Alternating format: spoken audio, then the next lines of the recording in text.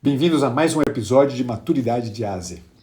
E hoje a gente vai conversar sobre maturidade e patriotismo. Como sempre, vamos começar com uma frase que ilumina um pouco a compreensão desse tema ao qual eu estou relacionando o tema da maturidade. E essa frase de hoje é de um filósofo e teólogo polonês, conhecido por muitos de vocês como João Paulo II, de nome Karol Wojtyła. E nessa frase, o Wojtyła explica para a gente algo importante acerca do patriotismo que eu pretendo desenvolver com vocês aqui. Ele diz o seguinte: o amor e o serviço à pátria vêm do dever de gratidão e da ordem da caridade. Portanto, patriotismo é descrito aqui como um amor e um serviço à pátria. Um amor e um serviço à pátria que nascem de uma gratidão que eu experimento pela pátria e, ao mesmo tempo, de uma caridade que eu vejo nascendo em mim, tanto no que diz respeito à relação que eu tenho com a pátria como solo, como também com os meus compatriotas. Mas falar de patriotismo neste momento é bastante significativo. Estamos nos finais do ano de 2022, um ano em que, um momento na história, um momento neste ano, inclusive, em que o tema do patriotismo tem aparecido de diversas formas diferentes, e eu gostaria de valorizar um pouquinho este momento histórico, mas, sobretudo, tirar deste momento histórico um elemento importante no que diz respeito não tanto à maturidade, mas à imaturidade. É preciso que a gente saiba a diferença clara que há entre o patriotismo e o chauvinismo. O patriota diverge completamente da posição do chauvinista. O chauvinista é, na verdade, um eufórico defensor de uma ideologia, um eufórico defensor, e mais do que um eufórico defensor, um agressivo defensor de uma utopia.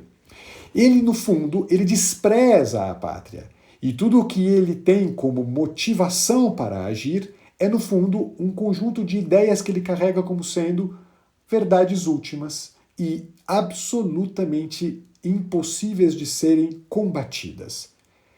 Ideias que ele entende que devem ser o fundamento de toda a relação entre pessoas que compartilham o mesmo solo.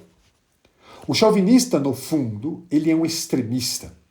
O chauvinista, exatamente por ser um extremista, ele não está preocupado com todos aqueles que compartilham o mesmo solo. De forma que ele consegue, e talvez a palavra conseguir não seja mais adequada aqui, mas enfim, de forma que ele consegue defender uma ideia acerca do que ele entende que é o melhor para todos, porém, ele nega tudo e todo aquele que se opõe ao que ele pensa. Portanto, convenhamos, o chauvinista ele não está olhando com amor e serviço à pátria, um amor carregado de gratidão, um amor carregado de disponibilidade de caridade para com todos aqueles que compartilham o mesmo solo que ele. O chauvinista, ou talvez pensemos mais amplamente, o imaturo, ele entende que aquilo sobre o qual ele está construindo a sua personalidade de homem ou de mulher, de pessoa que pertence a uma determinada pátria, ele está construindo essa imagem sobre uma ideologia, sobre uma conjectura. O imaturo, ele não sabe a que ele ama. Na melhor das hipóteses, o imaturo talvez seja um ideólogo. Mas no mais das vezes, o imaturo ele é apenas a massa de manobra de um ideólogo. De forma que o imaturo não sabe, repito, pelo que ele está lutando. Ele não sabe a que ele ama. Ele tão somente segue um plano. Segue um plano que é coordenado por algum poder. Segue um plano que é coordenado por alguém que, no fundo, tem uma força maior do que a dele. O chauvinista, ele age inconscientemente. O imaturo age inconscientemente quando o que está em jogo é o amor ao lugar no qual ele vive, no lugar no qual ele enraiza a sua própria personalidade. Uma personalidade que tem as marcas de uma língua, as marcas de uma cultura própria, as marcas, sobretudo, de uma experiência comunitária que indica um ponto para o qual ele caminha. Vejam, falar de patriotismo é falar de pátria, e falar de pátria é falar de pater. Pater significa descendência. A pessoa verdadeiramente patriota, o maduro patriota, sabe de onde vem, sabe que o solo no qual ele afunda as raízes da sua personalidade, essas raízes mais objetivas de uma pertença, não são ideologias. Esse solo é, repito, um lugar que é marcado por uma cultura própria, um lugar que tem uma língua própria, um lugar no qual eu construo experiências comunitárias, relações fundamentais. É um solo concreto, um solo com uma história. Um solo com uma história que é a história, sobretudo, viva de uma cultura. O patriota, no fundo, ele é descendente de um lugar. Veja o que é interessante, porque pátria vem de pater, a mesma palavra que, no entanto, dá lugar a uma outra palavra, muito frequentemente empregada quando a gente está pensando em algo no que diga respeito à nossa nação, que é a palavra paternalismo. Patriota se opõe ao paternalista também. O paternalista, no fundo, ele não está preocupado com a pátria. Ele está preocupado com o bem-estar de indivíduos. E está preocupado com o bem-estar de indivíduos não porque esteja ele verdadeiramente interessado num dever de serviço à pátria, mas porque ele está interessado em manter sob seu próprio cabresto aqueles a quem, no fundo, ele quer dominar. Vejam, a gente poderia pensar aqui, para poder finalizar, e dar talvez algumas características que pintam para a gente um quadro mais completo possível do que é o patriotismo maduro, apontar 5 características de um patriotismo. 5, na verdade, pressuposições, sem as quais não é possível se falar de um patriotismo maduro. A primeira de todas elas diz o seguinte: o patriotismo pressupõe que se reconheça sobre que fundamentos eu estou estruturando o meu eu. E fundamentos aqui objetivos, eu repito. Fundamentos como a língua, o solo, a comunidade. Fundamentos como a cultura. Esses são fundamentos objetivos da nossa pessoa. Em segundo lugar, o patriotismo pressupõe que eu saiba e conheça valores permanentes, valores intangíveis, valores universais que me guiam e guiam aqueles a quem eu amo por dever de caridade. E vejam, quando eu falo aqui desses valores universais, desses valores permanentes, eu estou falando de alguma coisa que orienta a mim e aqueles que compartilham comigo do mesmo solo, no sentido de um aperfeiçoamento de si. A pátria, o patriotismo, não será verdadeiro patriotismo se eu não aponto o meu amor à pátria na direção de um ponto de fuga distante, transcendental, distante no sentido de estar sempre para além no horizonte. Transcendental, por isso mesmo. Valores que sejam absolutamente universais, que sirvam não apenas a mim, mas a todos aqueles que comigo compartilham do mesmo solo.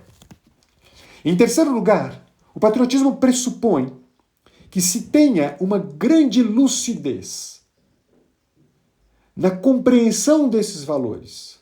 Uma lucidez que se manifeste na forma como eu discorro acerca desses valores, na intenção de convencer outras pessoas acerca desses valores, por óbvio, mas sobretudo na forma como eu organizo, como eu estruturo a minha conduta na relação com o solo, na relação com aqueles com quem eu compartilho este solo. Em quarto lugar, o patriotismo maduro pressupõe disposição de sacrifício. Ou seja, eu não estou mais preocupado comigo mesmo. Um sacrifício que não é mais um sacrifício por mim, mas é um sacrifício pela comunidade. Um sacrifício por aqueles que compartilham o solo comigo. Diverge completamente da ideia mesma de paternalismo, que no fundo alimenta o quê? Alimenta apenas a ideia segundo a qual eu não tenho que me sacrificar por nada. Alguém tem que se sacrificar por mim. Só que este alguém que se sacrifica por mim no paternalismo é alguém que está sempre, sempre, sempre interessado não em mim, mas em si mesmo, na garantia do seu próprio poder, na garantia da manutenção do cabresto sobre a minha pessoa. Em quinto e último lugar, e com isso não quero esgotar em absoluto as características do patriotismo maduro, mas quero, na verdade, ampliar e trazer para vocês uma compreensão que dá conta de forma mais extensa de tudo aquilo que está em jogo no patriotismo, é lembrarmos-nos que o patriotismo, ele é devedor da piedade, que por sua vez é devedora da justiça. Na ordem, é preciso que o patriota seja, em primeiríssimo lugar, alguém justo. O patriota precisa ser alguém que, portanto, conhece e respeita a dignidade do outro, a fim de dar-lhe aquilo que lhe convém, aquilo que lhe é próprio, aquilo que lhe é necessário. Isso é o dever de justiça. Dar ao outro aquilo que lhe é devido. Um patriota que não é justo não é verdadeiramente patriota, porque ele não reconhece a dignidade, ele não respeita a dignidade daqueles que ele compartilha, com quem ele compartilha o solo. Mas a justiça, por sua vez, deve iluminar o dever de piedade. Nas palavras de Túlio, um grande estadista romano, ele diz o seguinte: o dever de piedade nos leva a prestar serviço e culto aos que nos estão unidos pelo sangue e aos amigos da nossa pátria. Isso é a piedade, uma piedade que é iluminada pela justiça, como dizia previamente. E essa mesma piedade é aquela que vai mais imediatamente orientar a minha relação com a pátria segundo a ordem do patriotismo. Um patriotismo que, ao mesmo tempo, impõe-me compreender que, na pátria, estão experiências mais nucleares de compartilhamento de língua, de cultura, de solo, que são a família e a comunidade. De forma que, se eu luto pela pátria, se eu luto para corrigir os governantes, eu o faço em vista do fato de que é na minha família, é na minha comunidade que estão as forças mais importantes de manutenção daqueles aspectos da minha relação com o solo, da minha relação com a pátria, que estão mais vivos. É na família que eu vou encontrar de forma viva a capacidade de amor e de serviço. Uma capacidade de amor e de serviço marcados pela gratidão e pelo dever de caridade. A defesa da pátria é em vista da defesa da família. E não o contrário. Eu não defendo a família para defender a pátria. Eu defendo a pátria para defender a família.